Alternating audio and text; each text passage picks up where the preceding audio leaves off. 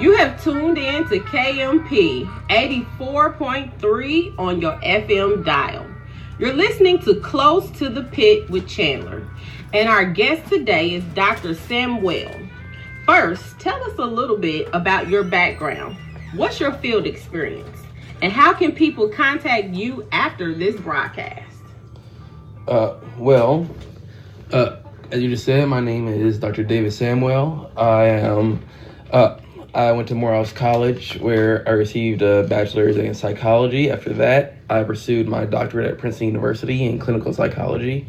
As for reaching me, you can reach me in my email, dsamuel@gmail.com. All right. Now the preliminaries are out of the way. Can you tell us briefly about Article 7? So Article 7 is basically a piece of Indiana legislation, that was introduced in 2014.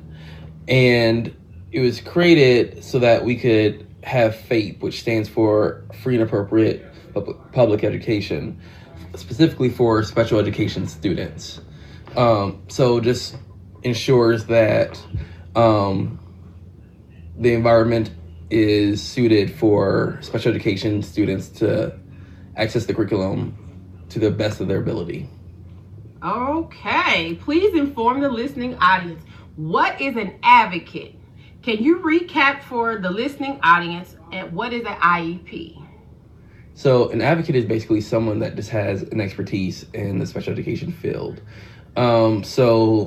The family of a special education student can enlist the help of an advocate to, for lack of a better term, advocate on their behalf. So when an IEP is drafted or being discussed at a case conference, the advocate can say, we should add this into the IEP, or we should take this out of the IEP, or this right here can be tweaked a little bit, right? As for what an IEP actually is, it stands for Individualized Education Plan. And basically what it has is all the different modifications and or accommodations that are going to be present in the curriculum for the special education student. It also talks about how many minutes the student legally has the right to by the TOR interventionist. So it's basically just, to summarize it, it's just a document that details what the special education student's curriculum will look like.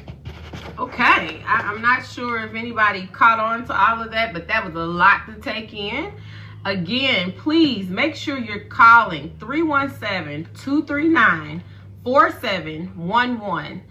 That's 317-239-4711. Set up an appointment for more in-depth answers.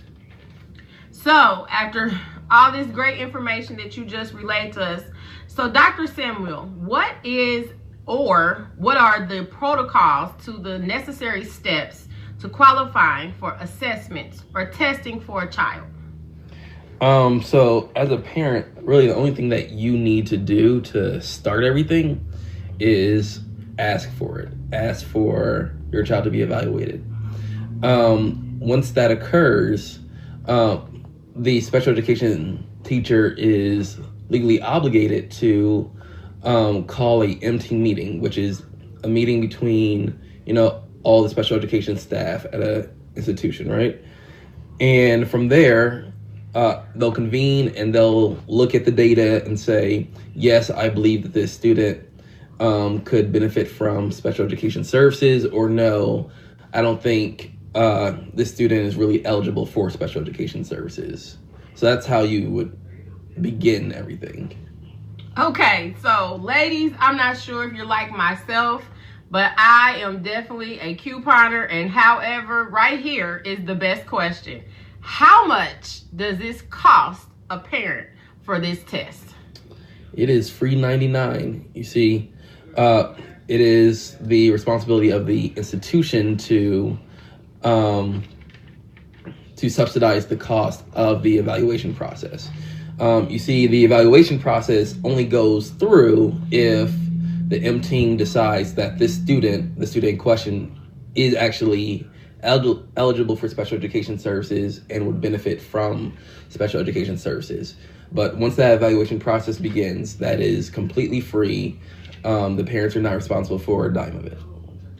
Free. Do you hear those words? Free. Again, go access the information in Article 7. Head up to the Department of Administration, and if not, the least you could do is, again, call 317-239-4711. Get an appointment. All right, after testing and assessments, what can a parent expect? So after a student goes through the evaluation process, well, first let's dial that back a little bit and talk about what the purpose of the evaluation process is. It's not just enough for the team to meet and say, oh, I think this student can benefit from it. It's also necessary to diagnose a student with something. So that could be a variety of things. That could be, OHI or other health impairment, which usually manifest as ADD or ADHD. That could be SLD or specific learning disability in a particular area, like reading comprehension or mathematical computation. So that's one of the big things. It's to see what the student is eligible for. So after that, we're going to come back together. And when I say us, I mean the special education teacher, possibly some gen ed teachers, school administrator, and yourself. And we'd have our initial case conference where we go over the logistics of the IEP.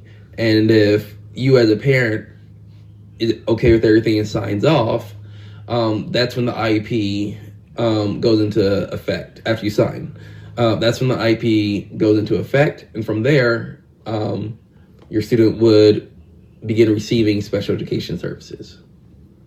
Great.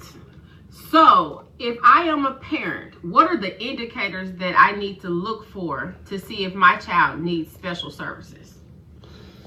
When it comes to that, there's a lot, because special education is not monolithic at all.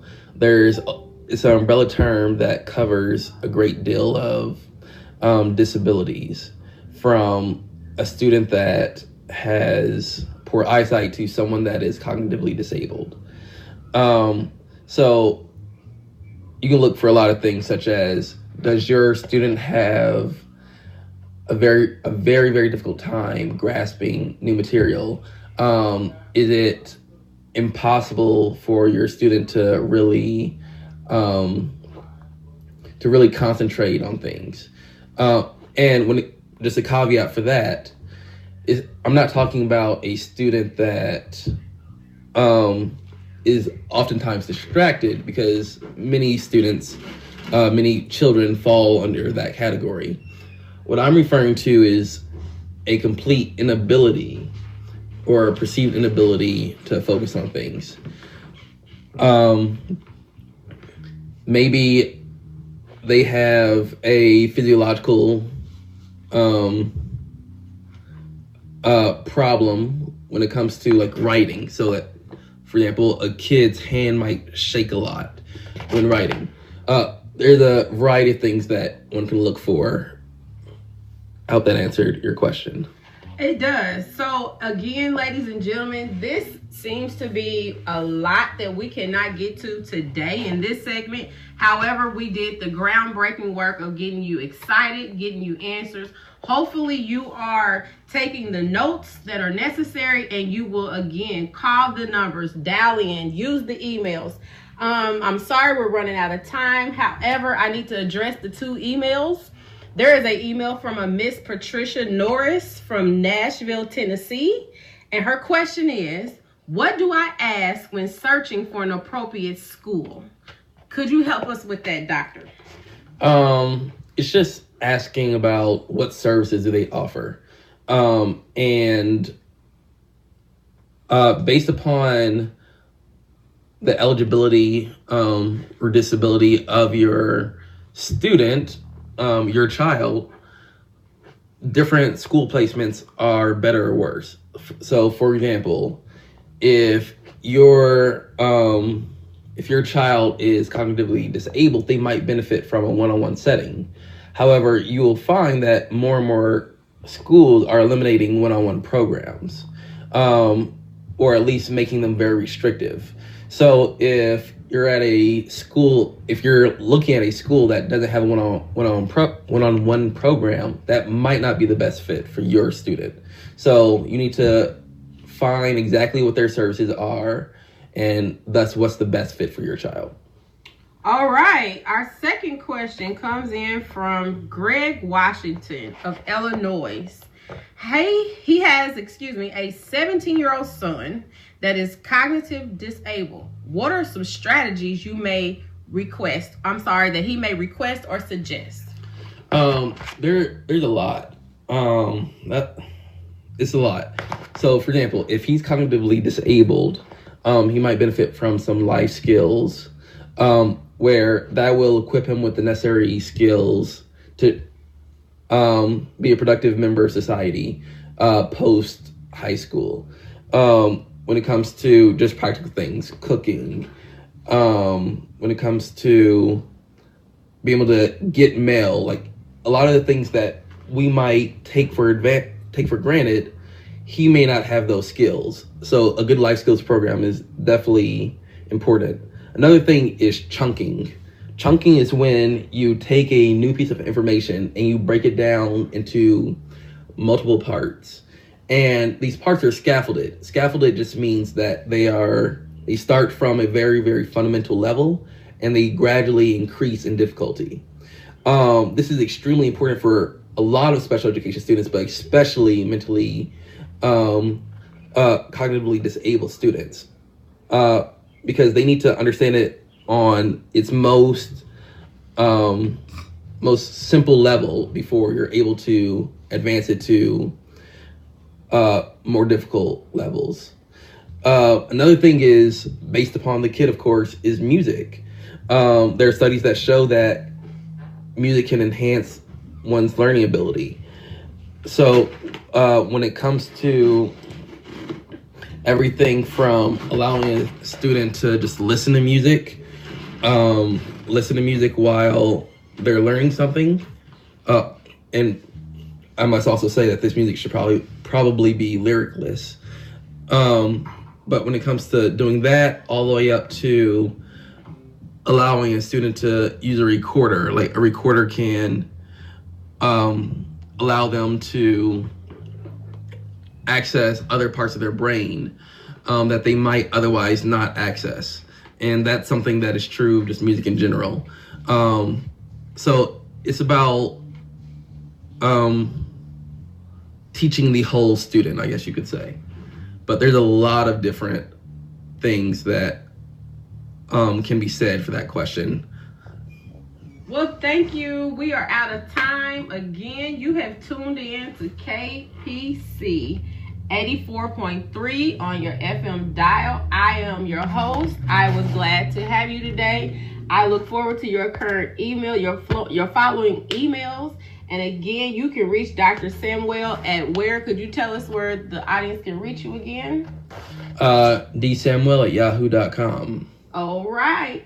Please go onto our website and look for the information for the link to the DOE and the Article 7. I will attach it there. And you have a great day, and I look forward to the next broadcast. Thanks for having me.